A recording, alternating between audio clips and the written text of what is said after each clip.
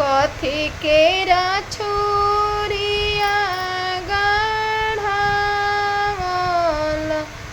इमुरे ढारावल। आरे माई कौन मधुलरुआ के छुरिया त कौन गाँव विजइया भइल। सोने केरा छुरिया गढ़ावल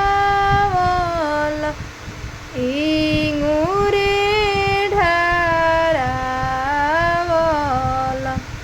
आरे माई दुल्हावा के दामावा के छुरिया न जान गाँव विजइया भइल।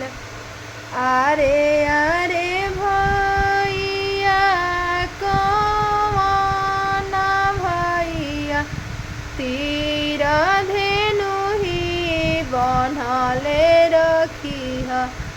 आरे भैया त बाणे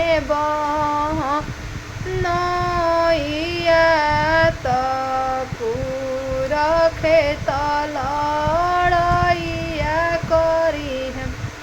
आरे भैया त बाणे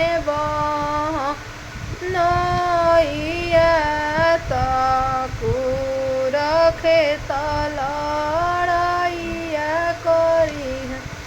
सगड़ दिन भैया जीति लिहल सांझी बेरिया हारी गइल।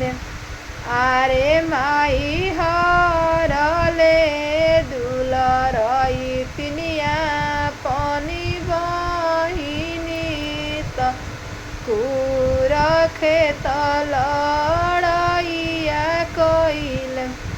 आरे आरे भैया कौन भैया मती तोहरो भूली हो गइल। आरे भैया गइया रे भैसिया तू काहे ना हरल बहिनिया काहे हारी अइल।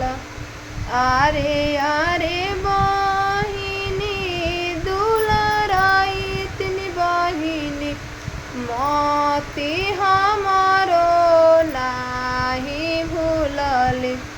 आरे बहिनी गइया रे भैसिया हमरो लक्ष्मी त तू बहिनी पराया धन।